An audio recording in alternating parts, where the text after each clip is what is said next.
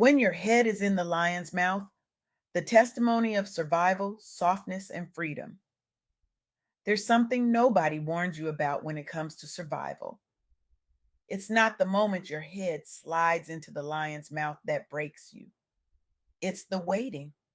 It's the 29 days you spend trapped there, praying, believing, and holding on to the fragile thread of hope that day 30 will actually come. I had the profound honor of sitting down with Carla Dioume, a woman whose story isn't just inspiring, it's a living, breathing testament to what it means to ease your head out of the lion's mouth with grace, faith, and an unshakable belief that freedom is always on the horizon. Carla is making this world better by refusing to let her pain be pointless, by turning her survival into a platform that empowers Black professionals to never, ever give up. She's proof that your testimony, no matter how ugly the details, can become the very thing that inspires greatness in someone else. And today, I'm here to share what she taught me, what she's lived through, and what she wants you to remember when your own head is in that lion's mouth. Because here's the thing, if you're a Black woman, especially one who's been grinding, leading, holding it all together for everyone else, you've probably had your head in more than one lion's mouth. Maybe it was a health crisis that nearly took you out. Maybe it was grief that hollowed you from the inside. Maybe it was a career that chewed you up and spit you out without so much as a thank you. Maybe it was all three at once, layered on top of each other like some cruel cosmic joke. And maybe, just maybe, you yeets, you're exhausted from being strong. Let me tell you about Carla's grandfather. He used to say something that sounds almost cruel until you really sit with it. He'd say, if your head is in the lion's mouth, you have to ease it out gently. He didn't say this from some ivory tower of wisdom. He knew this because he lived it. 29 days in captivity, 29 days of not knowing if freedom would ever come, 29 days of wondering if the sun would rise on day 30 or if the darkness would finally win. But he held on. He held on because he believed in day 30. He believed that survival wasn't just about enduring the nightmare, it was about having faith that the nightmare would end. Carla carried that wisdom into the most terrifying moments of her life. A botched epidural left her paralyzed for 20 days with a 2-pound, 2-ounce baby depending on her. Can you imagine that? Your body betraying you at the very moment you're supposed to be the strongest. Blood clots threatened to take her out entirely. And years before that, on February 12th, 2000, she lost her mother to cancer. A loss so profound it could have shattered her into a million irreparable pieces. But instead of breaking, it became the fuel. It became the reason she decided to be the best version of herself, to leave a legacy for her son, to turn every ugly, painful, raw detail of her survival into something that could light the way for someone else. That's what a walking testimony looks like. It's not polished, it's not Instagram ready. It's raw, it's real, and it's powerful. Now, let's talk about what this means for you because Carla's story isn't just hers, it's a mirror. And if you're listening to this right now, I'm willing to bet you see yourself somewhere in it. Resilience in the face of life threatening adversity isn't about being superhuman, it's about being deeply, vulnerably human. It's about holding on to faith when your body is failing you. It's about believing in day 30 when you're stuck on day 12 and it feels like the lion's jaw is tightening around your throat with every breath. Let me introduce you to someone who knows this intimately. Carla Harris, Senior Client Advisor at Morgan Stanley, Harvard graduate, gospel artist who sold out Carnegie Hall, a woman who has spent over 30 years navigating the lion's mouth of high stakes finance as a Black woman. She executed complex IPOs like the one for UPS. She chaired the National Women's Business Council, Under President Obama, she sat on boards for Walmart and MetLife. But here's what they don't put in the press releases. Here's what doesn't make it into the glossy magazine profiles. She survived. She persisted through barriers that would have crushed most people. She wrote books like Expect to Win, Strategize to Win, and Lead to Win because she knew that her testimony, her survival, could be the roadmap for someone else trying to find their way out of the darkness. Carla Harris didn't just ease her head out of the lion's mouth, she turned around and helped other people do the same. She joined Morgan Stanley in 1987, fresh out of Harvard with her AB and MBA, and she walked into a world that wasn't designed for her to succeed. But she didn't just survive those corporate lions' mouths. She thrived, she sang, she led, she inspired. She turned her personal trials into platforms that lifted entire communities. That's what happens when you refuse to let your pain be pointless. And then there's Shelley Archambault, former CEO of Metric Stream, a Black woman who broke into Silicon Valley when it was even more of a boys' club than it is now. She grew a startup into a global leader in governance, risk, and compliance. She became the protagonist of a Harvard Business School study called Becoming a CEO. But before all that glory, before the accolades in the board seats, she was in captivity too.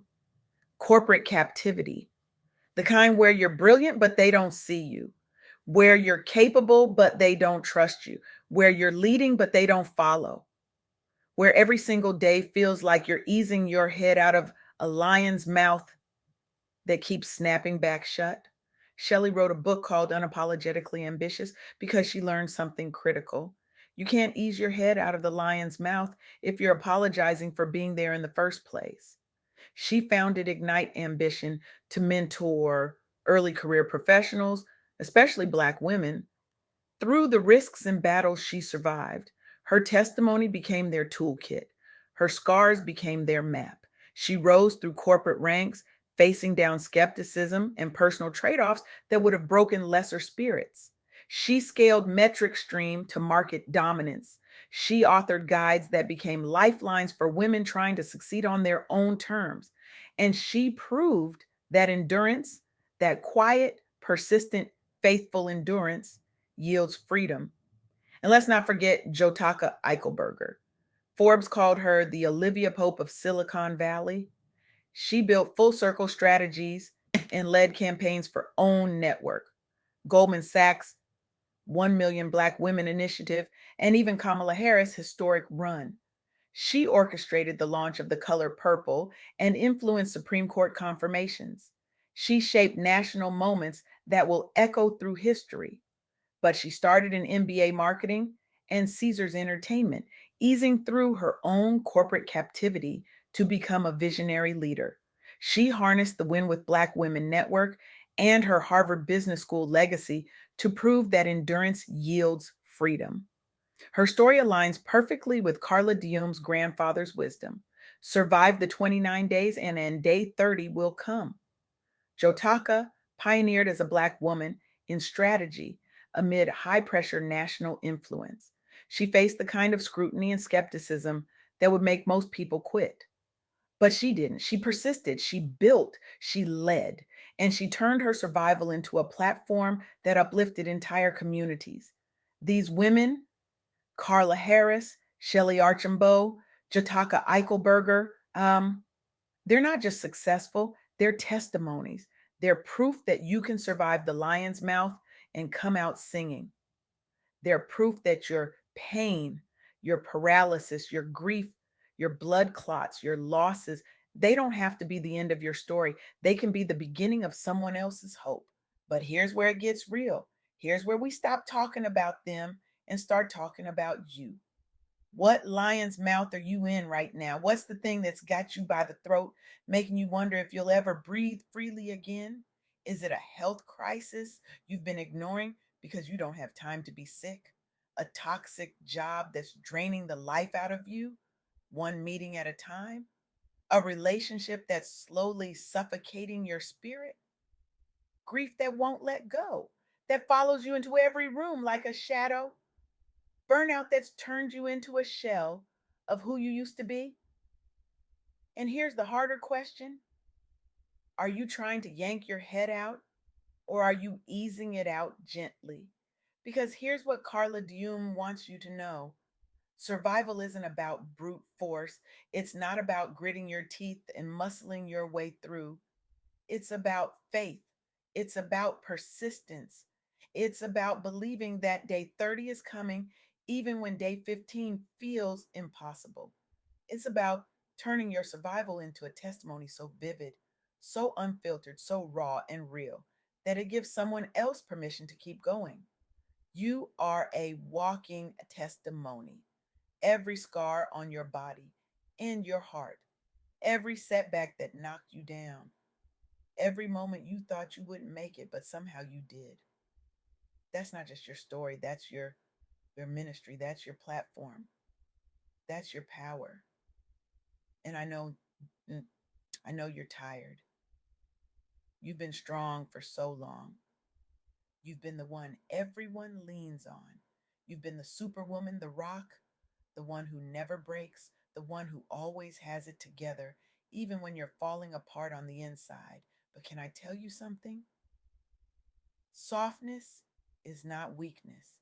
Easing your head out of the lion's mouth with grace, with faith, with gentleness, that's not giving up.